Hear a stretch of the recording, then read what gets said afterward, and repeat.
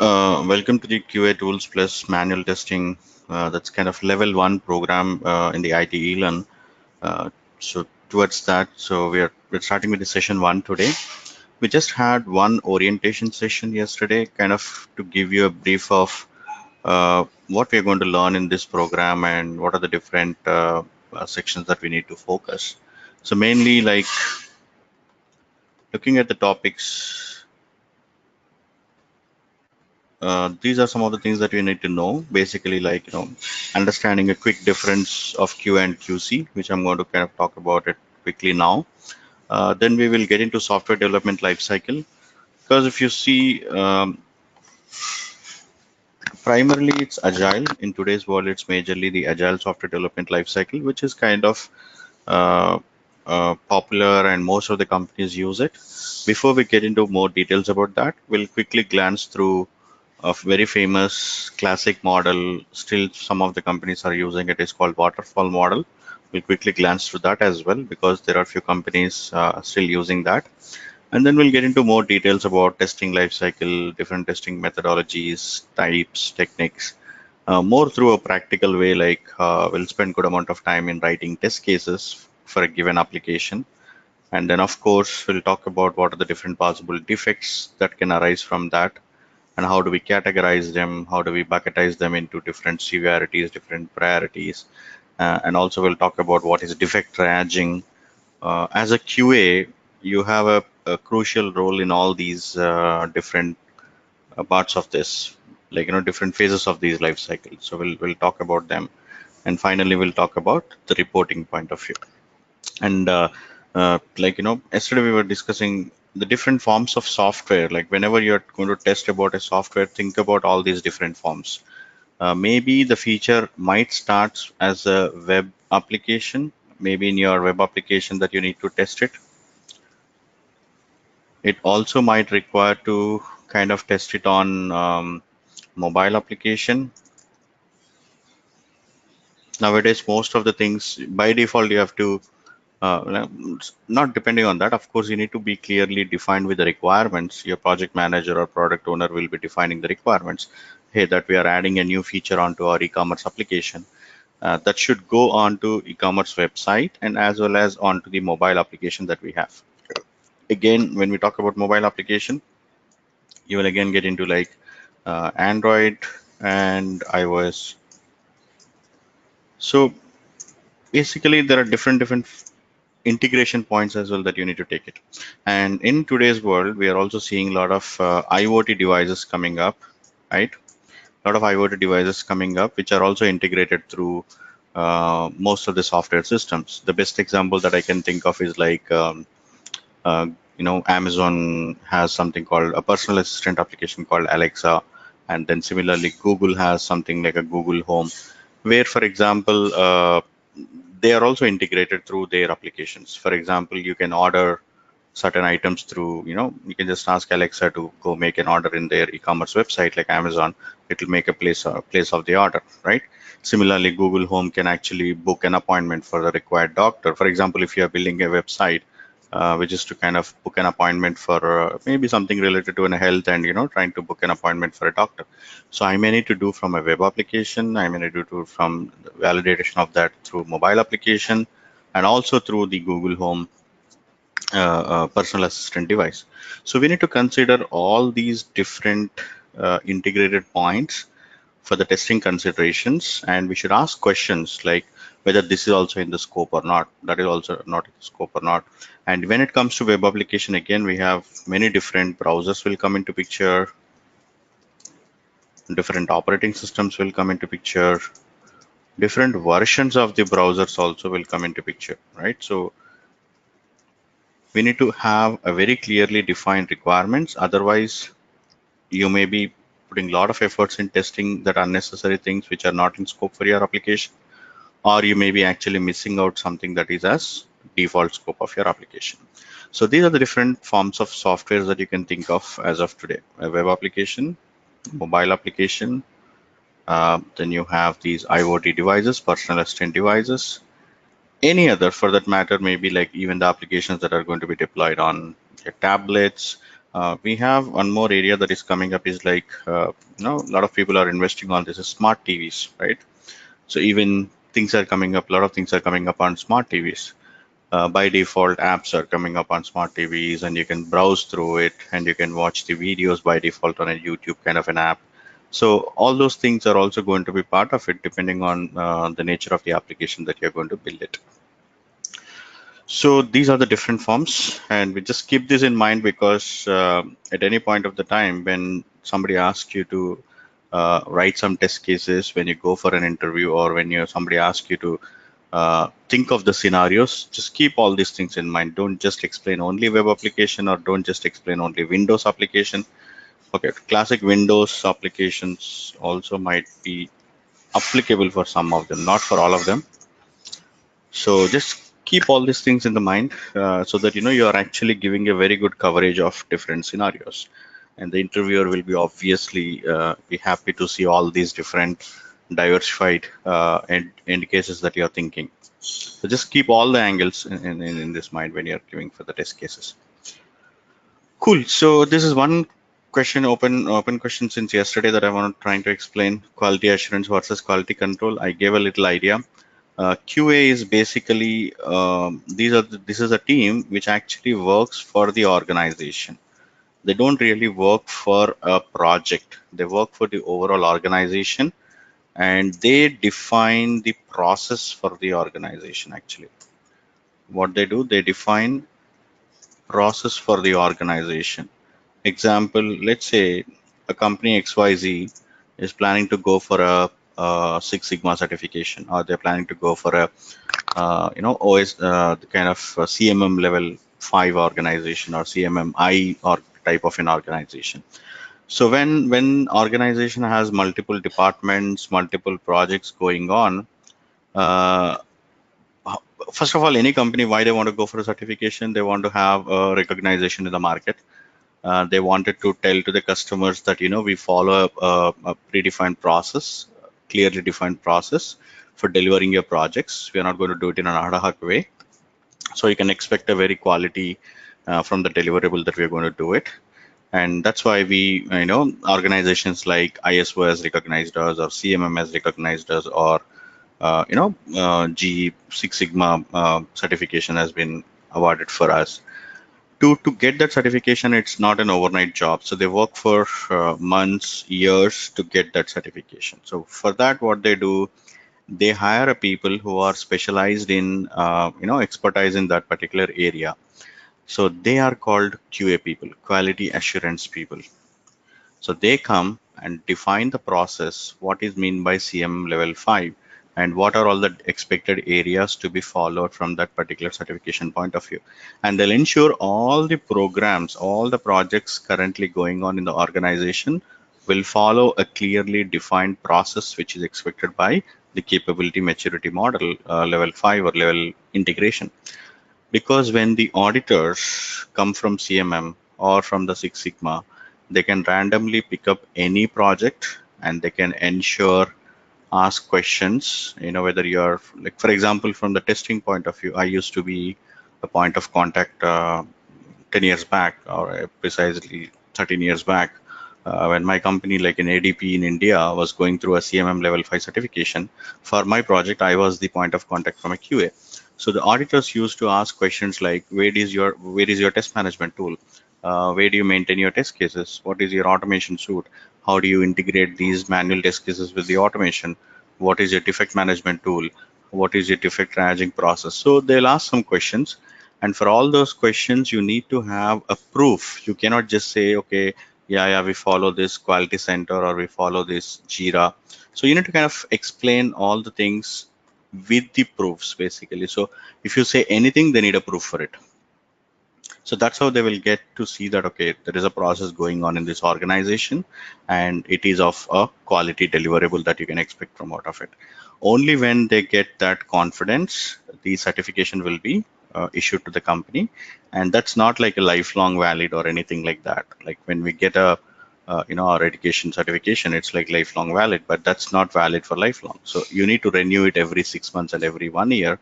Auditors will keep coming and checking whether you're following the process or not. So to do all these things, it takes about 1 to 2 years, sometimes 3 4 years, depending on the company size and scale. For such reasons, they'll engage the people called quality experts, quality, samurais or quality certified people. So we call them as QA. Okay, so basically they work for the organization, they define the process for an organization, and if we have to talk in terms of the defects and the bugs, etc., they actually prevent the bugs.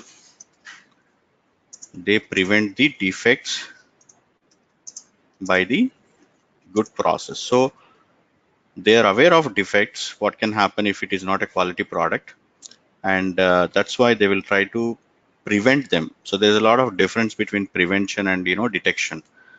Prevention is like before even it's occurred, how can we actually ensure that the project is going to be a smooth process, right? So that is what the QA people does, and as of today, or even in the matter like the process that I'm talking about from us 20 years even today, these are the highly paid people, at least in the IT industry that I can think of, like highly paid people in the software industry. The reason for that, because they will define process for the entire organization. And who can become into this? Anybody can become. I mean, when you start as a software engineer, you may be a QA, you may be a developer, you may be a program manager, doesn't matter. But over a period of time, anybody can become into quality assurance expert. But you need to do certain certifications towards that. And they will only work for an organization for 1 to 2 years. Basically, they'll come, start defining the process, ensure every team follows, and once the company achieves the certification, their job is done and they'll move forward. It's basically on a contract basis, and as of now, it's like highly paid in the industry. So unfortunately, or like what a people generally does is, for the testing point of view, okay, which certifications are required? Depending, for example, if you are going to achieve, let's say, Six Sigma, Green Belt, Black Belt certifications, and then you will also, start defining these process for the organizations. Basically, what is it the company want to do? If the company wants to do Six Sigma certifications, uh, then you will be actually already predefined expert in that, and then you will define the process for the organization. If the company wants to go for CMM level 5, then again you will be okay. There is a basic requirement actually, right? One is you have an experience in the industry for some time, not like a fresher can do this. Most of these people are like at least 8 to 10 years of experience in the IT industry. They've gone through different programs, they've gone through different life cycle models, and then they can choose to go as a certified professional in that, and then they will run the company. They'll define the process and run the company. So that's the way. And fortunately, most of the people call it like I'm a QA engineer, or we are looking for a QA people. So, but actually, this is what is quality assurance. And the other side, we have something called QC, so which is nothing but quality control. This is nothing but the testing which we are talking about. So in a way, what you do is you work for a project. You work for a project or product, right? Again, what is the difference? Any idea? What is the difference between a project and product? Any idea?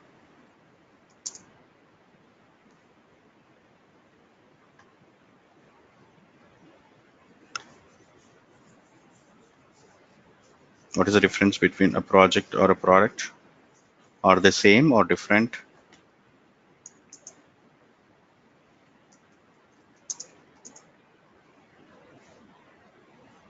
So if you wanted to go and quickly define, generally a project is specific to a customer.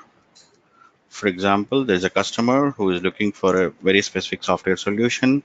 His business process is very specific to the way he does. It's not very generic to the other customers. So what he will do, he'll approach a software company and say, I need a software solution for my business process. He'll explain the process, and the people will define the process and then develop the software according to his requirement. Eventually, most of the products would have started as a project and then they'll become like generic. So in a way, we can define product is nothing yet. It's a generic solution. It's a generic software solution. For example, you have this Google Drive, right? This is a product. A lot of people can use this. You can use it. I can use it for the Word documentation. Go to meeting. It's a product, right? Through all, we are able to join the meeting, and we are able to get our job done. So that's a product. It's not for a one specific customer. It's for a generic software solution that actually many clients can use it. So that's how you can high level define what is a product and a project. So when you are a QC engineer or a quality control engineer or test engineer, you're going to work in a particular project or a product, and you will follow these process defined by the QA, the quality assurance team. So, and what is a guarantee that whether you are following the process defined by them? As I told you, they will actually come and does an audit. There is an internal audit. So they prevent the defects by good process and ensure the process is followed by the audits. So they'll come and do the audits for different teams.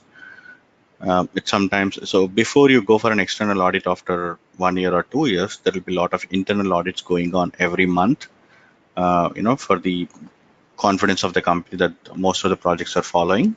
And then only we'll go and apply for an external audit, because external audits coming in, checking in, and then ensuring that the teams are not following, it's not a good practice. So they'll ensure there's a lot of internal audit goes on. Now, as a QC, what you do, you will one is you will support the audits by the QA team. So as I told you, I was the representative for my project from a QA perspective. Similarly, your manager will ask you certain people to, point of contact on a rotation basis or for some time, and then you will represent the whole project that you are working on from a QA point of view. So this is one thing, and then the main important responsibility of the QC or testing team is that identify the defects.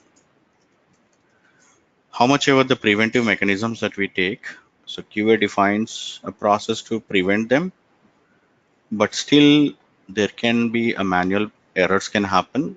The developer can do mistake, or designer could have done the mistake, or requirements gathering would have gone mistake. Anything could have happened, and then still there are bugs in the system. Even if there are bugs, so even after taking care of good process and everything, still there are some defects or bugs or issues in the system. So identifying them is our job, because we are being paid for identifying the defects in the system, identifying the issues with the system. For example, while using this Google Doc or while using this product, if the real customers are going to face any problem, then that's going to incur a lot of cost. So to avoid that, internally, while during the project or the product development, there's a good amount of testing happens to identify those defects. Because again, there is another very important thing that you need to understand is cost of fixing defects. So this is a very important factor to understand why the QA is important. Again, I've started using QA for the QC, so don't get confused. So why the testing is important. These are the different phases. We are going to introduce to the different phases. For example, there's a requirements phase. Okay, I'll come to this and explain in detail. Don't get worry about this. But there's a different design phase. There is a prototyping phase. There is a coding phase. Then comes to the testing phase. Suppose typically, let's say this is the requirements phase where your PM is trying to gather the requirements from the client. If he did not understand the requirements well, or if he is not documented the requirements well, even that leads to incorrect design, and that leads to incorrect prototype, and which will result in incorrect coding. And finally, while you are testing it, let's say you identified it as a defect because you saw some very incorrect behavior, and you somehow you feel things are not going fine, then you identified as a defect. You went and discussed with the PM, is this really the correct requirement? Then they realized, oh, we missed this particular requirement in an incorrect way, or we gathered the requirement incorrect.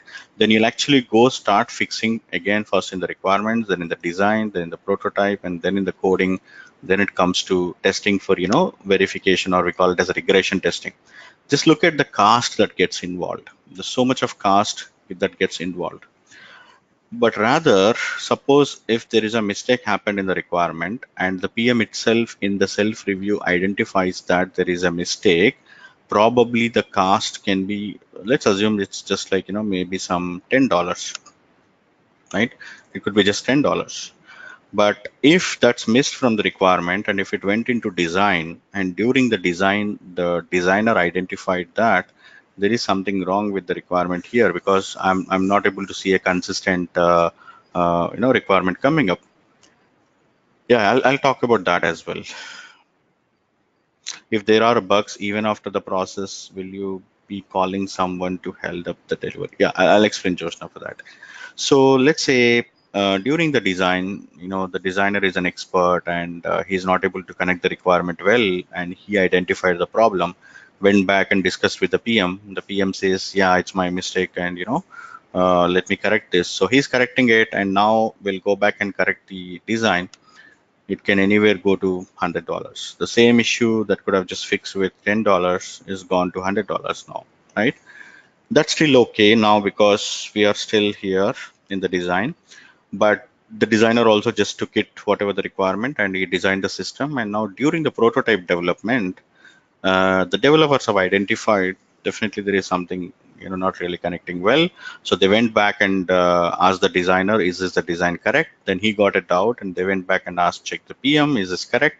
Then he said, yeah, there's a mistake happened, so let me correct it. Now you can see it's corrected here, it's corrected here, then it came over here.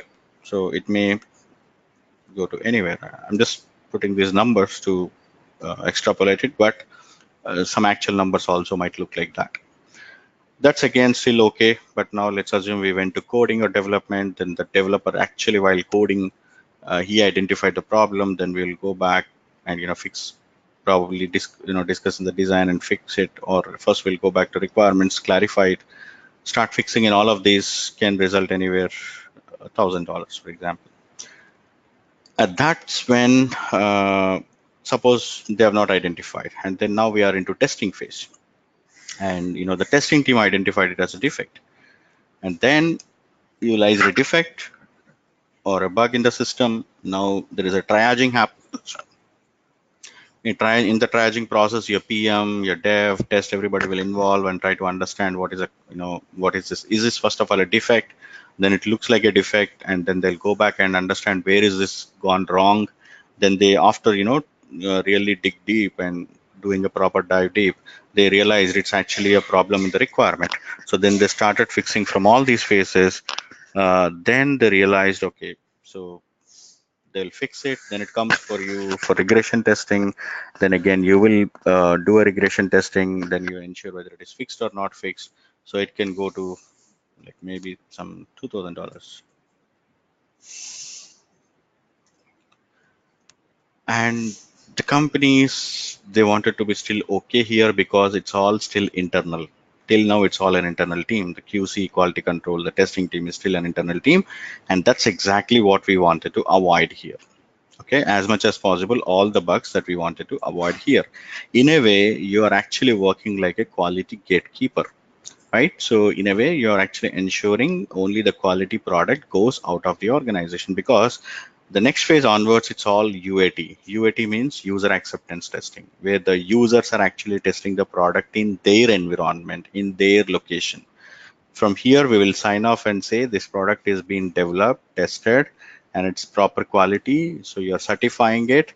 Then it goes to the customers. Now the customers are testing it their side. Then they're actually seeing the problem. So then they will report it back to the company.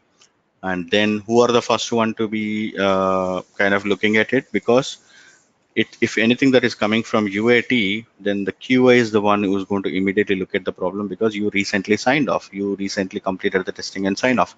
So you will go back, try to reproduce the problem. Is it happening in your test environment? If it is happening, then we'll also acknowledge, yeah, it's happening and it's a miss from our side. Then the dev also tries to reproduce their environment. Then there's a fix happens, and then there is a regression testing that needs to happen. So again, it just goes, right? So this is, let's assume, the cost of this. And that's exactly like as Joshna said, if the bugs are released after the process, that is now till UAT is also still okay because it's still not gone to production yet, right? Users, they're actually testing it in their own environment, which is still a local to the company. It's not implemented as a live. The next phase after the UAT, for example, if they also missed, then the next important thing that's going to happen is the live, which is actually a production environment where all the 10 lakhs customers, or whatever the number of customers that you have, they're all going to use this software. Let's assume it's a banking application, right? And there is a bug which is available, and it's gone to all the customers that they are using it. And while making the payments or while making a transaction, they're all facing this issue. Then you can imagine, one is about the reputation of the company, right? And then the kind of transaction failures that are going to happen. Then taking care of all that, fixing. Then it's so much of, and sometimes it's actually leads to complete product failure as well. So that's why you cannot estimate the cost of this, because it may result in totally loss of the company or the total product failure that you have spent. So understand the cost of, even though the cost is okay, that's why the companies wanted to avoid as many bugs as possible here. It's very responsible job, not an easy job, because anything that you sign off, people should, over a period of time, based on the trust that you build in, people will take it. Okay, if it is tested by, I'm just taking the names that are available here, like Joshna, Meenakshi, or the QA team from this particular group, it's kind of signed off. So then after that, anything that comes is really, we are responsible for it. Okay, I'm not saying that we don't do mistakes. We are also human. We might have done some mistakes, but that mistake can be prevented if you have a good process and if you follow good planning and good strategy. That's all we are trying to say. So this is another very, very important point to understand from the importance of QA or the role that you're going to play. So is there any questions so far? Difference between QA, QC, product project, cost of fixing the defects, and why we are emphasizing so much on the quality. And that's why the companies are recruiting the QA for the last good 25 years. Before that, actually, there is no QA. Only developers used to fix it. Developers used to test it. But they cannot think of, if the same developer can really think of all the edge case scenarios and he's able to test the product well, I would say he's an expert developer. But generally, that's not going to happen. One, he might have already bond out with the development itself and with the unit testing itself. So it's very, very not a very possible scenario. And that's why we would like to have experts doing the testing, a separate team doing the testing and identifying all the bugs before they went to production. Okay, so let me know if there are any questions before we proceed. As a tester, we are responsible to find the defects in requirements. Okay, I'll talk about that. That's where I'm coming to. So through the software development lifecycle, I'll explain what is your role and responsibility as well. But to read out the Paramesh full question, as a tester, we are responsible to find the defects in requirements, testing phase, and UAT, not responsible in finding the defects in design and development. So again, initially when the testing started, people used to, kind of involve the testers only in the testing phase. Like, okay, just to give you an idea, these are the different phases of a software development lifecycle. Okay, a typical waterfall model will have these are the different phases of the lifecycle. They used to involve only in the testing phase, but just directly joining in the testing phase, how can I understand what is there is so much of discussion happened in the requirements phase, or if there was any so much of discussion happened during the design phase, then people started debating this is not a not a good idea, because you make me responsible for the quality and you're just involving me in the testing phase, and you're giving me like 2 weeks or 4 weeks or 6 weeks of time to test the whole product. No, I need to know what happened in design. I need to know how the development happened, what technologies they have used, so I can interconnect it better. And then people started involving the QA right from the beginning. So today, at least test lead will be involved in the requirements phase, and then they will add more and more testers as we go. But definitely there is a presence of QA or testers from the beginning of the life cycle. And just to answer your question, what is that I'm going to do in the design phase or in the coding phase? You will, as you gain experience, you will definitely identify even design related issues also. Like, simple thing. I'm not expecting, or it's not a fair thing to expect it from a QA to identify a design defects, but at least understand what is the design that they are planning to go for it. If you understand the design, then you will be able to come up with a good strategy, the strategy. But if you're able to identify any flaws in that, or if you see some inconsistencies, that's well and good. You're actually eliminating and you're actually saving so much of money for the company. It happens. It happens over a period of time. Working in the same product, you will be able to do that as well. All right. So if there are no fundamental questions on the QA/QC product project, let's get into this. So typically, as I told you, these are the two different software development life cycles. One is a waterfall model. The other one is agile model. Before we drill down more on an agile, let's talk about waterfall model. This is being introduced around 30 years ago, at least 35 years ago, I can say. But even today, there are few applications will follow this. Of course, 80-90% of the applications are following agile, but still there are few products will follow this. Okay, there is still follow-up question. To analyze application, we have to go through model of the architecture also. Yes, that is what is design. So in design, you will have two types of design: high-level design and low-level design. High-level design will tell you the overall architecture of the system, like as I discussed yesterday. What is my presentation layer, or the GUI, and what is a middle layer or business layer, and then what is this database layer, and where are all these components have been introduced? Are they all on the on-premise, or are we using any cloud technology for this? Then what are the different configurations of these machines that you need to know? Then only you'll be able to test it and identify where is a bottleneck, if there is a problem. If company involves testers from requirement phase, then it comes in DevOps role. No, no, not really, Meenakshi. DevOps role is very different. Even the proper QA, they would expect people to involve at least one QA. We call them as a lead of that project or test lead of the project, to be definitely involved from the requirements phase. Then only they can do a better job. If you directly involve in the development phase or a QA phase, then that's a different story.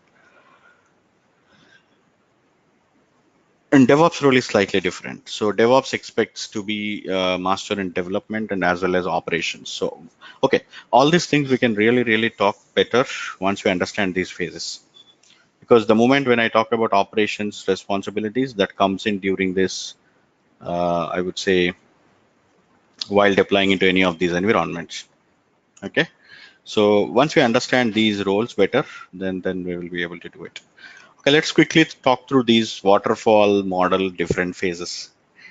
Typically, a waterfall model will have these are the phases. An initial phase. By the way, I'll share all these documents later, so don't worry on the content.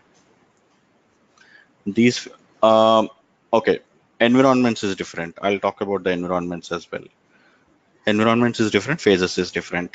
Okay. Typically, environments will have like development will have dev environment like this. Then your testing will have an IT or SIT environment. Then your UAT will have a UAT environment. Production will have production kind of an environment. So these are the environments. But the phases, we have more phases. And today we are cutting down on most of them, and like we're just having only a dev environment, one ST environment and directly production environment. Maybe in the same, of course, some users will have separate UAT environment as well. But before, what we used to have, even in testing, we used to have a integration testing environment, and then we used to have a separate end-to-end testing or system testing environment. We used to have a load testing environment. Of course, there are certain applications which still demands that, and that's why. And nowadays, it's not at all a big deal because we have cloud offerings with all kind of infrastructure. So it's more like, suppose you need an environment for the testing just for 1 week in a very proper high configuration machine. You can still go to Microsoft or Amazon, just get one machine for 1 week and complete your testing and give it back, and you'll only pay for only that 1 week. But previously we had to procure that hardware, we had to buy that hardware, and after that 1 week of testing, whether we really use that hardware or not was a big question. So if there is a demand, they'll still go for the specific environments and they'll do all the job. Okay, so these are the different waterfall model phases of the life cycle. So one is initial phase. I'll talk about what is initial phase and what happens. Then there is a requirements phase. There's a design phase. If it is a brand new project, a V1 project, or at least a UI intensive project, there's so much of UI involved, it is highly recommended to develop a prototype before we actually get into coding or development. But for a normal, simple maintenance projects and enhancements, prototype may or may not be required. So then comes a coding or development phase, and then comes a testing or stabilization phase. Then comes the user acceptance testing environment phase. Then we have a live or a production environment or a phase, and then maintenance phase. Fortunately, unfortunately, most of the projects that you're going to work today, almost 70% of the projects I can say, are maintenance projects. Very few you will get like a brand new projects. That means all these phases are already completed, and you are going to get some more enhancements to it, maybe some customization to it, or maybe some bug fixes to it, or maybe the process has changed, so we're going to enhance the process. It's not a V1 product or a V1 project. You're going to make some changes to it basically. So those kind of projects is what you find a good 70% of the projects. 30% is what you really find a brand new project or a V1 project. Okay, so let's look at what happens in the initial phase. Actually, most of the time, QA lead or a QA individual contributors may or may not even involve in this kind of phase. Okay, it's a very high level. That's why I told you, like only like QA manager probably, or a QA. They identify certain key people in the organization, as who can actually analyze these requirements and estimate the product, testing, etc. So they'll identify certain people. Only they will involve in that. So as an individual QA, you may or may not even involve in the initial phase of it. So what happens in the initial phase? Every organization will have a role called business analyst. You might have heard about it, right? So there's a lot of business analyst positions available for it. Business analyst, and nowadays it's more like a product owner, they call it, like, okay, in agile terminology, it's more like a product owner. So they will understand the requirements of a client. Let's say there is a client who is looking for a software solution. So either he approached the company, or by knowing that there is a client looking for some solution, we went and say offering that, hey, we can develop a solution for you.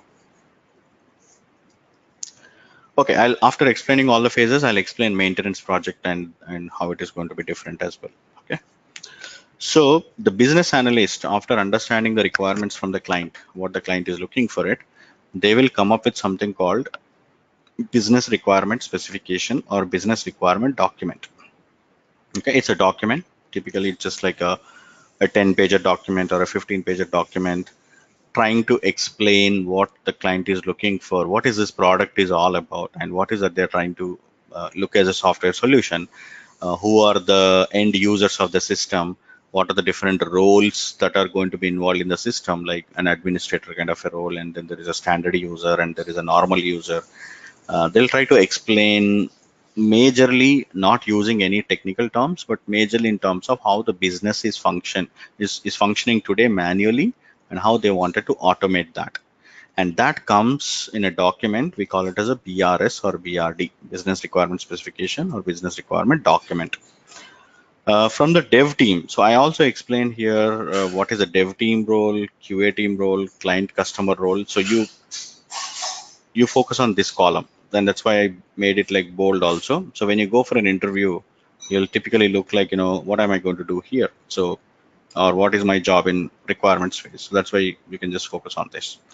So dev manager will review the BRD and will give a high level estimate from a dev point of view, like, hey, this is at this point of the time, actually, it's going to be a t-shirt kind of a sizing. Is it like a small project, medium project, large project, or extra large project?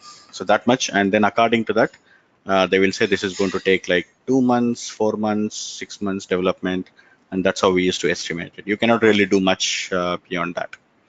Similarly, from the QA manager will review the BRD. Hey, we have done this kind of project previously as well, and I can approximately say this is a medium-sized project from a testing point of view because it's only a web application. There is no Windows application in this, and there's no mobile application, and there is no IoT devices involved. As I just explained, it's purely a web application, and we do have some, automation framework, so we can quickly build the automation regression suite also along with the manual testing. So this is like a medium-sized project for us.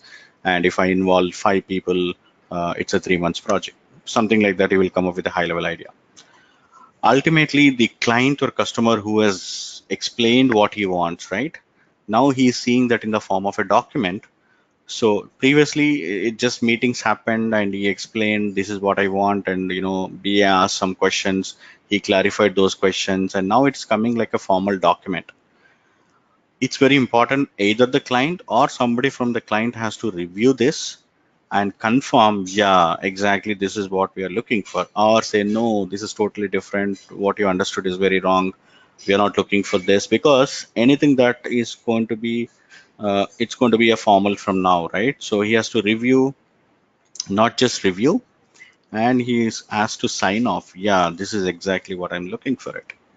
Then what happens, they will go back, they will involve all the technical teams who are going to involve. One is a development team, one is a testing team, and one is the operations team. As somebody previously said, operations team is what? They are basically deploying the product into different environments and ensure it's up and running 24/7 or whatever the timeline that's they're thinking of, availability point of view. And in the future needs, if there is a lot of end users are increasing, how can we scale this product to meet the requirements of the people? Again, whether it is we are going to do it an on-premise hardware software that we're going to build, or we're going to use a cloud technology, maybe from an AWS or Amazon, sorry, the Microsoft Azure. So they'll decide all that. That's the operations team basically. So they will come up with all the cost putting together: development cost, QA cost, operations cost, and the product management cost. Then they'll go back to the client and explain, this is going to be, probably cost you some X number of dollars. Okay. They'll explain like this is probably the cost for your product. If the client is happy that he's getting a good deal because he has already inquired in other places, and this seems to be really good deal, and he previously worked with this company, so he has trust on the quality of it. Or we just explained this company is recognized from a CMM level 5 or a CMMI, so we can trust that they'll do a quality product. For whatever the reasons he's trusting, then obviously he's going to sign off the product and say yes, go ahead and do the development. But if he is not happy with the deal, that whatever is coming to him, he'll simply say, probably I'll get back to you guys later, right? And that's when the project is not going to go. You might have heard a lot of cases where they've recruited the people, project is not taken off, so now they are on the bench or they're moving on to a different project. So all those things actually happens at this stage. The project might have not taken off based on the discussions that between the company and the client. Okay, let's assume in the positive way that the product is being taken off and the client is happy with the deal that we're going to provide. So then we will get into something called requirements phase. Now the requirements phase is where the PM, the project manager, Some companies call technical project manager, some companies call product manager. In the form of Agile, again, it's more like a product owner, basically the same product owner. But here is actually somebody who works at the overall organization level, but here somebody who works at a very specific product level. Now these people will analyze the BRD, whatever the BRD previously generated. Based on the BRD, they'll go a little bit more into technical, and they will write another document called SRS, or a lot of people actually call it as functional specification, but functional specification will only sounds like a functional requirement, because project will have both functional and non-functional requirement. I think the best way to call it is like a software requirement specification, or a lot of people actually call in short form as spec. Okay, so PM is supposed to come up with a detailed software requirement specification with a clear, roles, responsibilities of the users of the system, trying to explain each module, and what kind of intake of the system and what kind of output of the system of that particular module, trying to explain as much details as possible. That's when developers gets involved, QA gets involved, at least the test lead gets involved. So then what happens, as the SRS is ready or the spec is ready, both dev and test team will be given the copy of that, and you're expected to go through. In fact, you're actually going to do something called a review. So even in software testing terminology, there are two important words that we'll be keep on saying it, right? So one is called static testing and dynamic testing. Now, what is static testing? Static testing is basically anything that you do on these kind of things: reviews, inspections, right? Walkthroughs. These are basically called static testing. You're not really involving into any testing of a system or a software. Somebody is giving you a spec, and you are kind of reviewing it and identifying if there are any inconsistencies in that. So that process is called review, which is a static testing. Or somebody, they call you for a meeting, and where they are actually walking you through the spec document. PM is kind of walking you through the spec document. Both the developers and testers, actually what you're going to do is actually a walkthrough of the document. Similarly, maybe there is a code written and people are expecting you to do some inspection of the code, then it's like a code inspection. So these are static testing terms. We call them as like static testing terms. Then what is a dynamic testing? Dynamic testing is the actual testing which you're going to do it on a product or a project. Things like, unit test, integration test, or system test, which will actually do it on the product, or like, functional test. All these things are dynamic testing. And this process is also called verification. So don't get confused if someone says, what is verification? And this process is called validation. You're actually running the system, and then you're giving us an input of something, and then you're expecting whether it is giving the right put or not, the right output is coming or not. You're actually validating the system. So then if somebody wants to define what is actually my testing job, your testing job involves both verification as well as validation. You will not only do validation, you will also do verification. So when am I going to do verification? This is an example. So here in the requirements phase, nothing is ready, no software is ready, but you have been asked to review the SRS document. And while reviewing the document, you will actually look for these three important things. You will look for the correctness of the doc. You'll ensure basically there are no mistakes in the doc. You look for the consistency, like, let's say I can take simple example like a date format. In one of the section, he's talking about the date format should be in the system as MMDDYYY format. In other place, he's talking about like DDMMYYY format. So that's an inconsistency. So we should be very clear what is the format that we are implementing, right? So that kind of consistency all throughout the document. The requirement should sound like very consistent, and the requirement should be complete. Like your project manager cannot leave. Okay, here the details will be provided later, or the details will be explained later, because those things will make us an incomplete for us to write the test cases also. So that's why you try to get as much information as possible in the form of correctness, consistency, and completeness. The same thing the dev team does it, same thing the QA does it, and same thing client also does it. It's very important for the client or somebody from the client to do it, because uh, so generally, I mean, there were cases where if they are not reviewing the requirements, and suddenly after the prototype or after the testing is completed, when they are doing the UAT, then they'll say, oh no, this is not I have expected, this is not the requirement that I have given. So there can be a problems. So what we generally try to do at every phase, we'll try to get a sign off from the customer saying that, yeah, this is what we are expecting from the project, so that you don't really involve into those inconsistencies later. In some companies, it's a mandate to get a sign off from dev, get a sign off from QA, and sign off from client. Then only they'll move to the next phase. Otherwise, they won't really move to the next phase, because QA can come and say tomorrow, no, this requirement is incorrect, and I have not signed off on that, or I have not agreed on that. So some companies do that as well. So if the requirement document is agreed by QA, dev, client, then we'll get into something called design phase of the life cycle. So this is where the actual development team involves, and from the development team, somebody who's looked at like a senior designer. Nowadays, in a lot of companies, they're recruiting UX designer also. So the UX designer will give you how your product UI should look like. But that's more from a UI perspective. It's only from a UI perspective. But before we talk about UI, as I told you, there are three components. Any project you take it, you will have majorly three components. There will be a UI, there will be a middle layer, and there will be a database layer. But how many middle layer components and how many services, that is low level design, how you want to handle that. And then again, how you want to have your database schema, how you want to have your tables, and the relationship among those. The complete RDBMS concept is from a database point of view.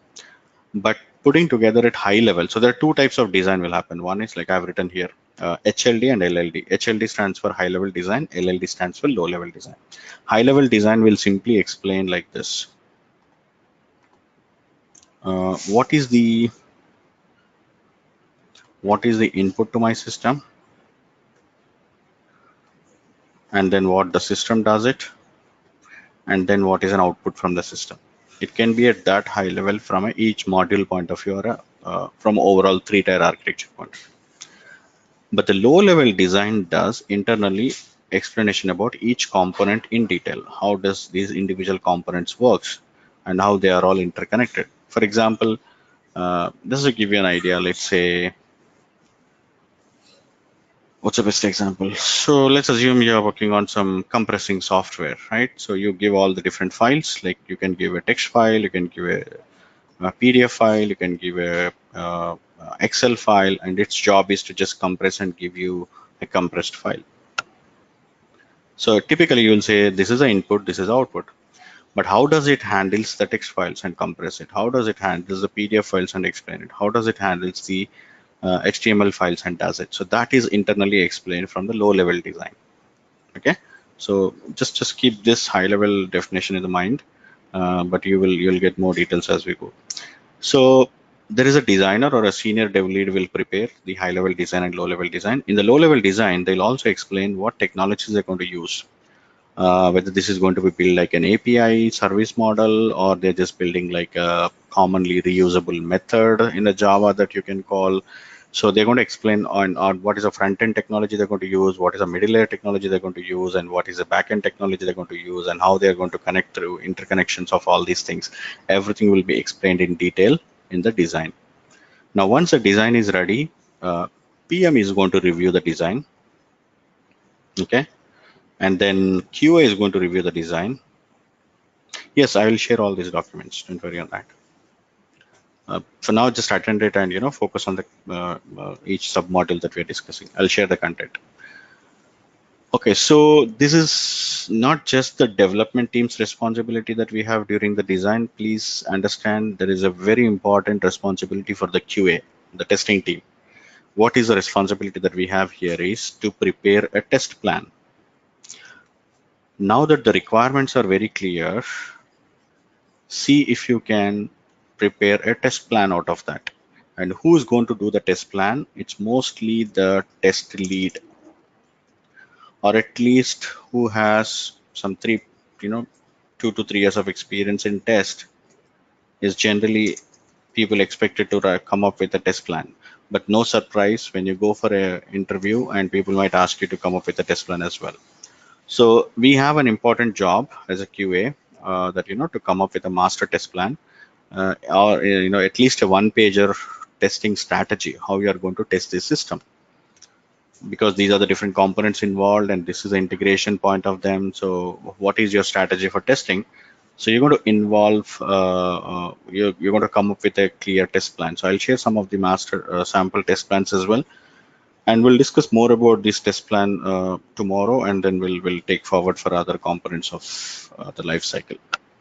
We'll go in a slow phase, try to understand. So I'll do one thing, I'll share these documents by today itself, so that you can go through, and then we'll talk more about from the design phase tomorrow, and then we'll get into the agile methodology. So we'll talk about what happens in agile. That's most important, and that's going to be tomorrow. And from day after tomorrow, we'll start involve more practical, like writing the test cases. We'll take up a project and we'll start writing the test cases.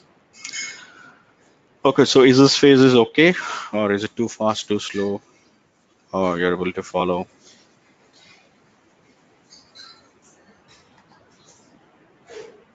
Cool. All right, so go with this for today. Talk to you tomorrow and continue on this software development lifecycle. All right. What is this question? Which question, Meena? Let me see if you have question. Will there be any difference in the type of maintenance project? That question.